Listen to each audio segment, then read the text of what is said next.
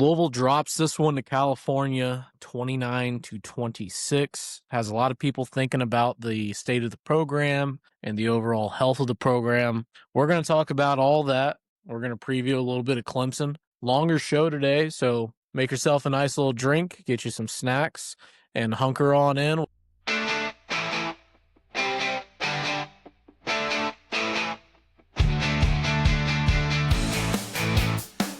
Welcome on into the Cards Companion.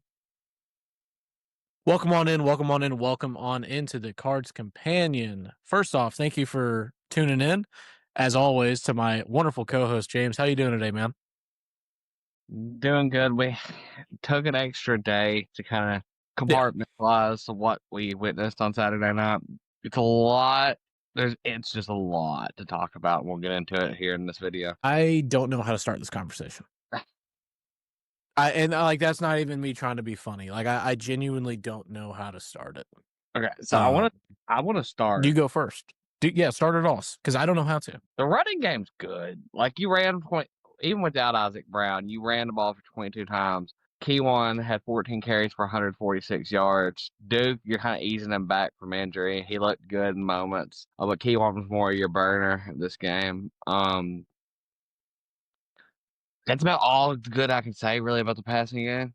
There wasn't much about the running game. The running game's about all good I can say. I'm not gonna let this turn into what it was after Virginia. I'm not gonna just talk about Miller Moss for 40 minutes. I will happily. But the one thing that I will say for the people, there's a lot of people online defending Miller Moss. At the end of the day, no matter what your excuses are, his QBR for this game was 20.5. The fact that this game even went to overtime is a testament to the running game and the defense. Mm-hmm. Because usually your quarterback gets a 20.5 QBR, you're losing that game by 20 points. Oh yeah, no, I mean that's the truth. I've been going after Miller Moss a lot on this page. I think everyone knows I'm not the hugest of fans of Miller Moss, but I've tried to tone it back, and they're like, hey, let's be supportive, and we can get there, buddy, and we can do it. Obviously, we can't. It's just not possible. That is some of the worst quarterback play I've seen probably since Puma Pass. Does that sound right? I actually texted you because I was at the game on Saturday night. On the way home, I missed Pass. Yeah. I remember in that old Jawan Puma Pass, baby. He was supposed to be the future that never showed up. What I will say though is Miller does reserve a lot of this blame, a whole lot of it. But blaming Miller is a very easy cop out. And in my opinion, more of the blame needs to specifically go onto Jeff Brom and the offensive side of the staff because you didn't make any adjustments. And it seems like you're regressing throughout the season. I mean, I'm sorry, man. I cannot remember who put out the post, but I would love to link it. Maybe some people saw it. You have Keywan Brown, who we don't know enough about right now because he's so fresh, but we would assume he has a very good future ahead of him, right? We have Duke Watson, who that's an NFL player. Isaac Brown, that's an NFL player. Chris Bell is currently a first-round draft pick mocked. Colin Lacey, that's an NFL player. You have all this talent around you, and we continue to let Miller Moss, the guy that has a 20.5 QBR, dictate our games. That is absolute insanity. And you know what upset me the most? We're gonna be a lot. We're gonna do a lot of this. What really upset me was Jeff Brom in his press conference made a comment. And he said, oh, well, we have to game plan and we have to be prepared. We can't just line up and run the ball 40 times. Well, here's the thing, Jeff. You actually can do that. And you would have won this game by a lot of points if you did that. Because Virginia Tech just did that to Cal and won the football game. They ran the ball 42 times. Why we're running the ball 22 times, and I get it. There are depth issues at the running back room. We've been plagued with injuries. I understand that. But you worked out Sean Boykins in the offseason at running back. We've seen Colin Lacey play running back. You have running backs on the roster to run the football. It is ridiculous. The Keywan Brown runs the ball 14 times. He's almost averaging 10 yards a carry. And you're putting the game on Miller Moss's head? That's crazy to me.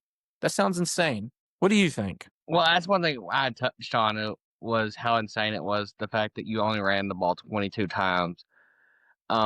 It's even crazier if you actually break it down by carries per quarter, because most of those carries were in that first and second quarter. The second half, the fourth quarter specifically, was very much through the air, and I think Mhm. you saw the offense really stall out in that fourth quarter. All credit to California and their game plan. The defense made their adjustments, and California didn't really move the ball at all in that fourth quarter. There's multiple Mhm. times the offense got the ball around their own 40 or 50-yard line, and they just couldn't get a first down. There were 3 times in a row you had a short field because of the defense where you absolutely had to have any semblance of points. Couldn't do it. There were 5 times in a row that you just got the ball and you couldn't get points. The defense, and that's one thing. The first half, it is what it is. It wasn't a very good half. I'll give you that. You let one guy, De Jesus, is that how you say his name? Yeah. De Jesus. You let De Jesus kill you. I get it. But you made your adjustments in the second half, and you did what you needed to do to win that football game. And the offense consistently looked worse throughout the game. And that's what's so disheartening to me. I do want to give credit as to California and that Jesus kid and JSK, JKS. Even the second half, they still were able to get the ball to him. But the thing was, and I want people to be aware of this, there's sometimes that no matter how good defense you have, offense is better. There was a play down the sideline in that third quarter where Jabari Mack was in the place. If he would have been any closer, it would have been DPI, and it was just put right over the top of his hand. So California's offense game plan was insanely good. They were doing stuff they had it done all year, and me and you had talked about that. So I wasn't mad on the defense the first half. You really can't prepare for that's the most level of trickery I've seen in a game plan from start of the game to the end of the game in a long time. Oh, yeah. It's crazy to me after watching that game that Wilcox is on the hot seat. Yeah. Because he called such a good game. I was like, oh, this guy's on the hot seat? Like, okay. He's coaching for his job, maybe, but all right. Well, California is now bowl eligible. They are. That going into this season, they had lost a lot. Wilcox has had a hell of a coaching season. That was a team that people thought might win 2 or 3 games, and there's still 3 games to go, and they're 6 wins. Yeah. Now back to the offense. So as I said, I was at the game Saturday night.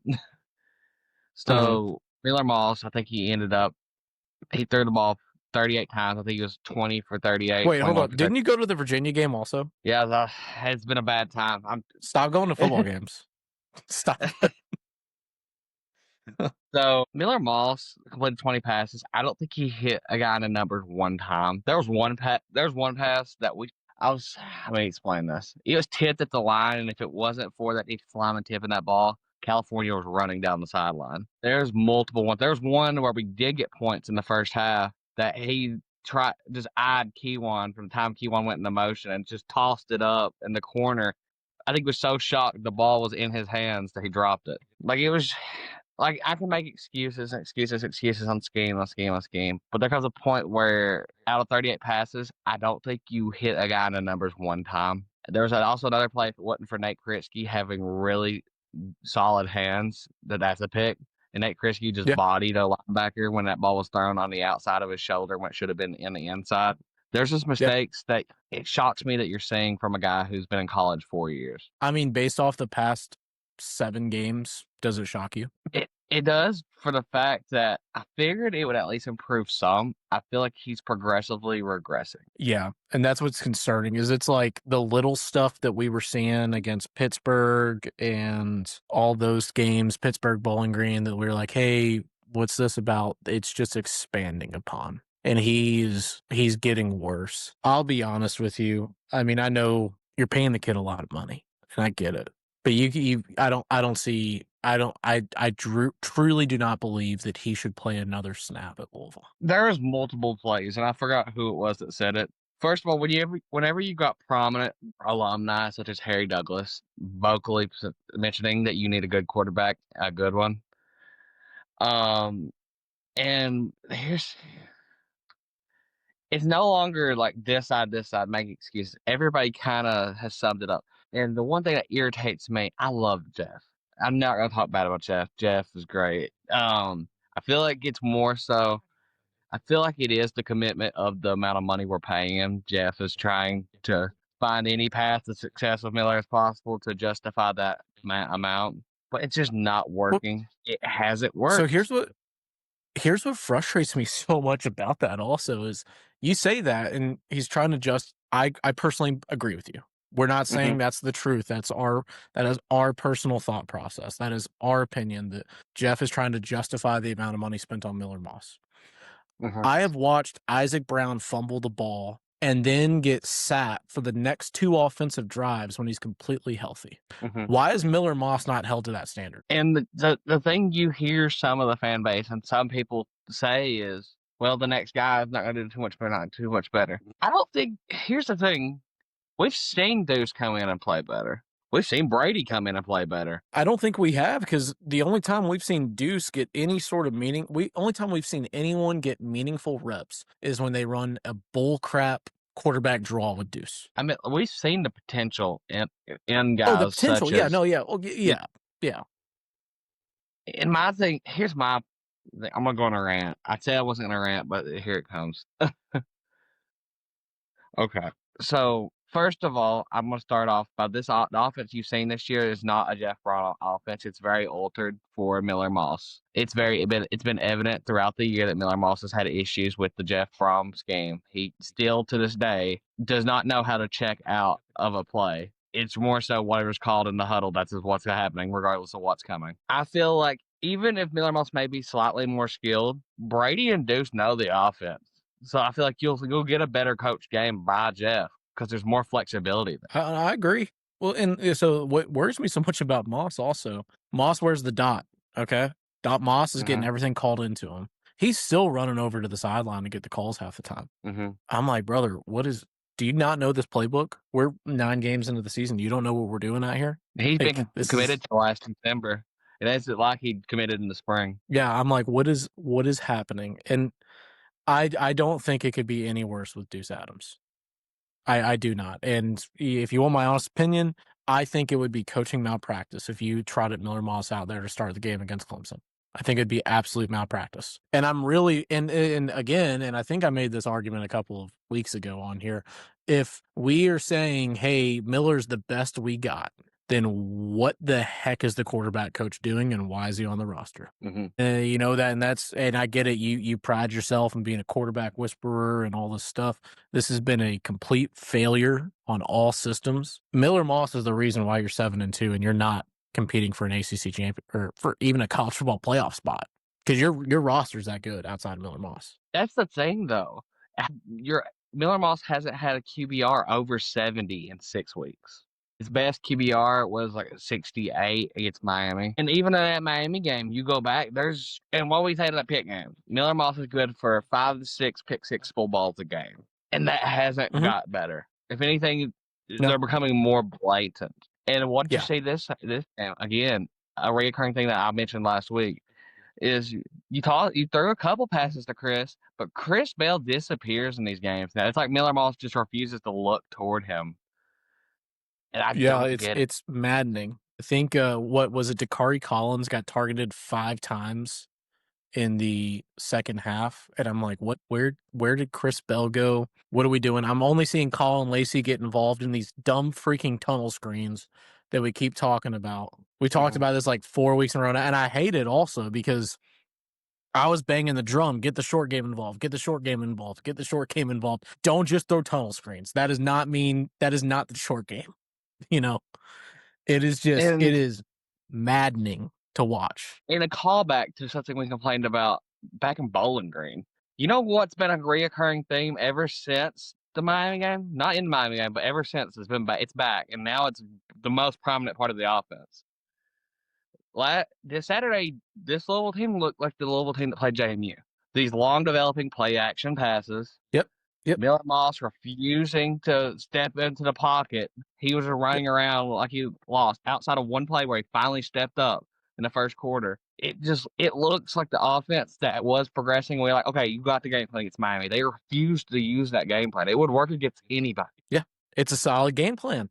It is a solid when you got the athletes you have. Hey, brother, it works. It just works in spite of Miller Moss, might I add. So I don't know. Just are you do you, I guess, because this has kind of brought up a greater conversation, And we're not going to, I'm not going to skip over the defense. We are going to talk about the defense. I promise. Are you a little concerned about Jeff's ability to identify these quarterbacks in the transfer portal now? So me and you have spoken on this before. Tyler was one of those guys, he wasn't really sought after, but you knew just based on what he had put out in moments at Oregon and Texas Tech, and you knew he had learned the quarterback position at such a high level.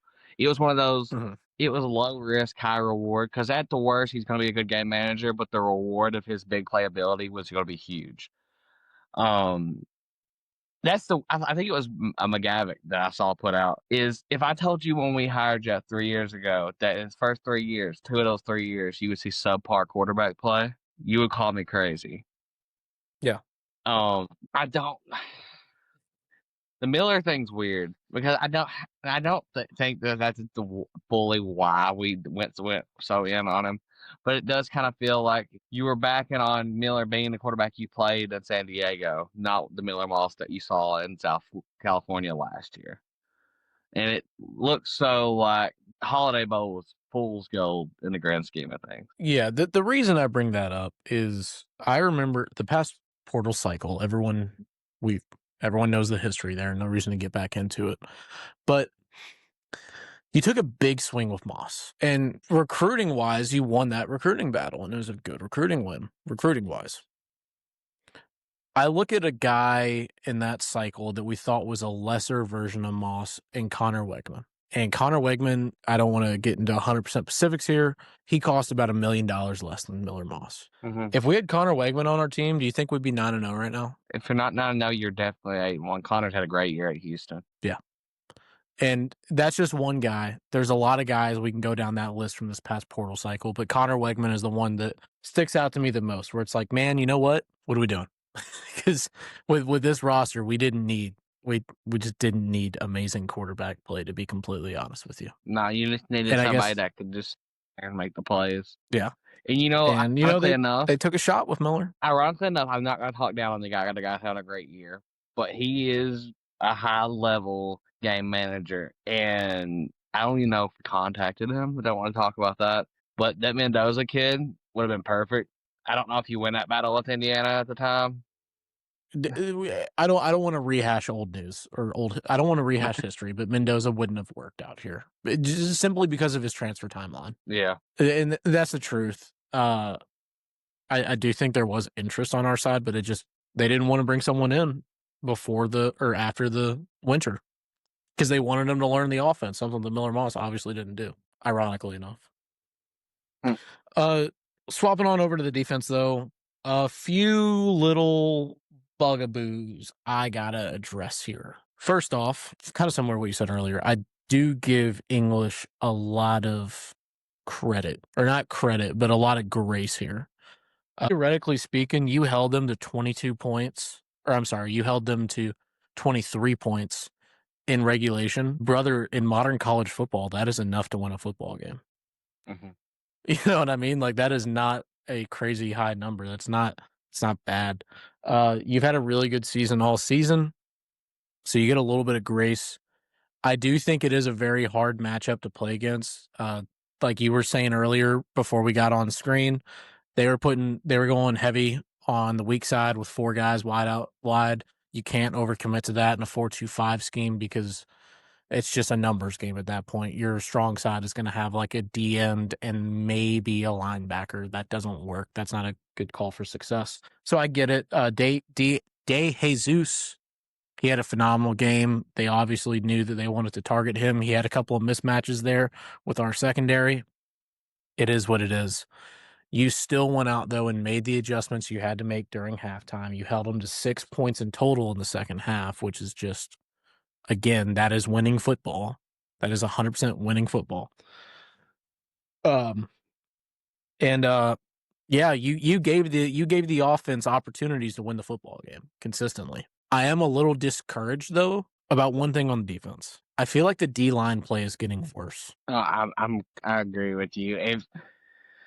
I still think just a raw talent, you're still getting pressures, but I don't think you're seeing as many stunts as like you were saying earlier in the year. I think it's more so going back to just straight bull rushes that you were saying last year. I still think it's high level defense in the way you're scheming, but I do think it's becoming less complex than what it was. Yeah, like just what worries me is at the beginning of the season, it looked like we had a very unified front on the D line where like everyone was getting involved. And these past couple of weeks, man, it really feels like it's the Clev Lubin and Wes Bailey show. You know, that's very disheartening. And I get it. Your interior D linemen, they're not going to put up a lot of numbers because they are interior D linemen and their inherent job is to eat blockers, essentially. But it just hasn't been to what I thought we would see at the beginning of the season. I really thought we were going to see just a dominant D line, and it looks good, but it does not look dominant anymore. But Clev Lubin, again, and it's not even a huge gripe. It's just like, hey, the rest of the room out of a few guys seem to have maybe not played up to the standard that I expected them to. Yeah. I gotta talk about the biggest problem. It's not What's that? defensive, but it's probably the thing we're talking. Okay, we gotta talk about punting. Oh, we're having this conversation again. He's awful. He's terrible. It was bad. And here's the thing. I was talking to somebody that used to punt college up in Ohio, and he said that might have been the worst punting game I've ever seen in my life. He said I don't think either punter had an average punt over 35 yards. Yeah. No, I mean, I made a joke about it in our Discord during the game. But so if you don't know about me, I'm a big rugby guy. Okay, I watch a lot of rugby, play rugby, big rugby guy. I have watched 45-year-old British men punt the ball better with better fundamentals than what I've seen this season. And I've watched them as recently as last week. Like, it's just, the punting is awful. It is absolutely terrible. And I know a lot of people have been picking on him. It's bad though, dude. Like, chapeau, it is bad, brother. I don't see how he's on the roster next year, if you want my honest opinion. No, I feel like that's a position you have to try to get another guy in there. It's just I feel like it's getting worse, and that's a problem. And that's a reoccurring thing, You got though. That's the scary part. You're 7-2, and you could say you're regressing on all three sides of the ball. Yeah, I mean, you can. You absolutely can. I think the defensive regression is a little less. You're definitely regressing some, but I don't. It's nothing to like be alarmed about, if that makes sense. Yeah. The offensive and special teams, though, absolutely is. Just absolutely. I mean, at the end of the day, you got what's up? I said I told a Cal fan, speaking of which, Cal fans are great. They're very enjoyed some conversation with those guys, but they kept saying, I don't know how we're in this game. I don't know how we're in this game. I was like, listen, I'm gonna be completely honest with you. You're seeing how much the offense who has been stale the past couple of weeks outside of big Isaac Brown runs, P1 runs, and you're seeing what the offense is whenever Colin Lacey doesn't return punts. I said our best offensive play last week was Colin Lacey punt returns, and they were either putting it out of bounds or in the back of the end zone against them.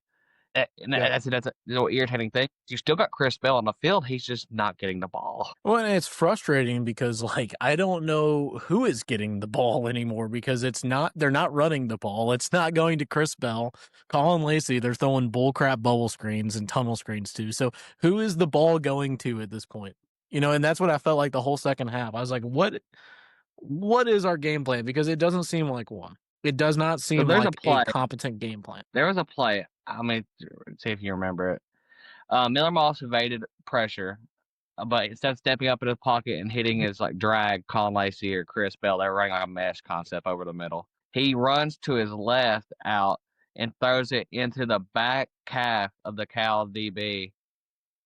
And there's so many passes, the referee looked as if he was going to call the flag, but he was either underthrown to a point or overthrown to a point where the referee had that gray area to deem it uncatchable. Wrapping the bow on California. It stinks. It is what it is. To be completely honest with you, I'm not entirely surprised. I've come to kind of expect these things under Jeff Brom and this coaching stuff, where you just lose to these horrid teams because it's just there's been no consistency in the 3 years that he's been here. You don't know the crazy thing though about this whole situation? What is it? You are not out of the ACC title race by any means. No, you no longer control your own destiny, but one of the teams you need to lose, you play. Take care of Clemson Uh-huh. this week. Beat SMU and Virginia and Duke play each other, so one of them are going to have to lose. Yeah, so you have SMU, Virginia, Georgia Tech, and Duke in front of you. You have 4 teams in front of you. Well, you play SMU. Obviously, you have to win out, so they lose. Duke and Virginia play each other, so one of those two leave. That leaves you with 2. Duke also plays Georgia Tech. That leaves you with 1 team. Like, genuinely, if you win out, you probably still make the ACC championship game, which is just insane to me in this whole situation. The That's just state of the mind-boggling to me. ACC. Hey, that's the other show. Hey, we're gonna do 30 minutes on what I think about the state of the ACC right now because it's not good. It's not good at all. Anything you want to finish on with Cal before we start talking about a little Clemson? Shout out Justin Wilcox and his game plan. That game plan, I knew you'd see some crazy stuff just because you saw it. JMU came up with some trick plays. That Cal game plan that's probably the best coaching I've seen offensively from them all year. The way they were able to scheme Jesus open and just be able constantly be able to just kind of play that numbers game against the 4-2-5 and be able to get that center of the field open on those little zone beaters and key third downs. Full credit to them. That 4th down play is gutsy. Down 3, Oh, it's 4th gutsy. and 3 from the 30. You're playing to win. Timeout. Jeff took a timeout, changed their mind, and it was one of those plays that it's hard to guard that, especially with a speedy wide receiver such as Jesus. Because all he needs is 2 yards. Fair credit to California. You got your bowl win. I don't understand Wilcox being on the hot seat. I feel like he's done an amazing job there this year. They got a quarterback over there, and if they can keep it rolling, that thing could be a problem in ACC in a couple of years. Yep. Talking a little Clemson, though. You know, it's funny. 3 months ago, I was so excited for this football game. I was so excited for this game. This was supposed to be this amazing environment, sold out. It ain't going to be that at all because both the teams, but it's just funny to think about that. I was so excited for this game. I thought this was going to be a top 10 matchup, honestly. I genuinely did. It's funny to be wrong sometimes, but good Lord, Clemson. Well, Clemson was a top 3 team coming into the year, and that was by everybody, including us. Yeah. It's funny how things work out.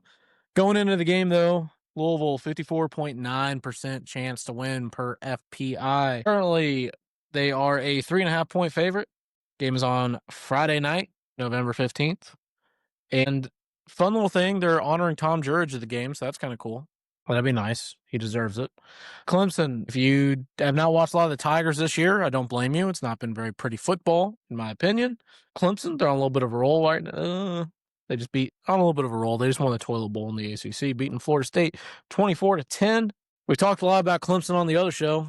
Time to talk about them on this show. What do you think about the Tigers? They're a team, as we touched on the other show multiple times. If you haven't tuned in, go back and watch All Around the South. They're a team that doesn't have a really distinct running game. That's been all year. That's been a problem. I feel like they're over reliant on K. Klubnik, and he hasn't been consistent enough to warrant being so one dimensional on the offensive side of the ball. They're down arguably one of their best 2 wide receivers for the rest of the year in Wesco. Wesco. Yep. That's a team that it shocks me because at the beginning of the season, all we talked about was their lack of running games affecting the offense's ability to put up points. And as the year has kind of went on, their defense has gotten progressively worse to the point where you saw Duke score 46 in regulation on them 2 weeks ago. Mm-hmm. Mm-hmm. The one thing I will say about Clemson, and again, I cannot stress this enough. Go watch All Around the South. We have probably talked about Clemson football for at least 5 to 6 hours this season alone. They still ain't got a real running back. Mm-hmm. And it is affecting them so much on the offense. Klubnik is who a lot of people thought that he was, and that is a very limited game manager, which is okay to an extent. If you have a running game, it works really well. You know, as long as you're not Miller Moss. Defensively, they're just not a good unit. And that's the nicest way I know how to put it. The secondary really struggles. They have a hard time getting pressure with their D line. This is not they have the Clemson has the talent there, but it is not the Clemson of old. This is a team that they're coming into the game 4-5. I mean, I think that's the worst record Dabo's ever had at one point during his tenure at Clemson. Yeah. Is 4-5. They've dropped 2 the past 3. They just beat Florida State, which again is not the Florida State of old. Might I add that there's a reason why a lot of people call that game the toilet bowl. Dropped 46 to Duke. Dropped 24 to dropped 35 to SMU. If you don't score points here, we got some big time problems, in my opinion. Clemson is a but team. What do you think? What do you think? They're a team that's dangerously close to not making a bowl. And then a Dabo Swinney coached Clemson team with this amount of talent. That's a serious problem. It's been a problem over the course. They won the ACC last year, so I don't want to harp on it too much. But you've seen the quality and just the output of the roster slowly deteriorate over the course of the past 4 years. I don't know how much of that is the lack of use of the transfer portal. It's definitely a factor, though. How long do you got? Yeah. I harped on it before the year whenever all around the South when we discussed the LSU game whenever they played LSU. I don't know how them converting Randall from wide receiver to running back is going to work because he's never played the running back position at that capacity ever. And it hasn't worked. All credit to him. He's getting better. But it's kind of it's unfair to him because it's kind of being highlighted his lack of experience in the position due to the passing game's inefficiency to be able to move the ball consistently. They haven't been able to put yards up there. Klubnik got injured, and the offensive line's not helping many things either this year. Yeah. No, I agree. It's just it's kind of been an all systems failure for Clemson, and it's nothing that I don't like seeing it personally. I've always had a soft spot for Clemson. I really do. I enjoy Dabo as a person, honestly, and I know that might be a hot take to some people, but I like Dabo. I don't like seeing it. The biggest thing for Clemson, in my opinion, that we've seen though, with kind of this downwards trajectory, and it's weird to call it that when they were in the college football playoff last year, but Clemson used to make their money by finding these little old 3-star recruits in the middle of nowhere, Alabama and South Carolina and North Carolina, and turning them into superstars. And that just ain't happening no more. So I don't know. This is going to be a game. I think this is going to be a rock fight, if you want my honest opinion. I think that Louisville's really going to struggle to move the ball, and that is terrifying because this is arguably one of the worst defenses you're going to play all season. I have zero faith in Miller Moss. Again, if he starts, I think that's coaching malpractice, in my honest opinion. Based off that offense that I saw on Saturday, man, I don't think you come Friday ready to play, and I don't think it looks very different. I think you have the same issues of Miller Moss, and you win this game, and it is a rock fight. I do think you win this game, but I think this game is an absolute rock fight. I think your defense will have a decent little day, though, to be honest with you. I feel like this game's going to come down. I think you're going to need Jeff's going to have to look in the mirror and look at his team. Just line everybody up and just look. You're going to have to run the ball 40 times. I think you can. I think this offensive There's line nothing wrong with that. There's nothing wrong with that. Yeah. And I think Keywan Duke proved that they're capable of it. You've seen Keywan get progressively better week to week. Duke's going to be knocked the rust off a little bit this past week, so he's going to be ready to go. I feel like you have to rely on your running game in this game just because I feel like your offense has kind of been impeded in the past couple of weeks. And it's a concerning point whenever you see you get promoted all over the place. There's now you got 23 straight games where you scored at least 24 points, but it's not, you're struggling to get to that 24 against a team like California whose defense has played pretty subpar in the weeks leading up to the point they allowed Virginia Tech to run for 300 plus yards. Mm-hmm. But with your backfield, you could only run for like 60 yards. Yeah, insane. I'm sorry. It's just it's insane to me. Well, sorry. Keywan had 14 carries for 146 6 yards, I think is what term. Rough, lightly under 11 yards a carry. And they went away from it.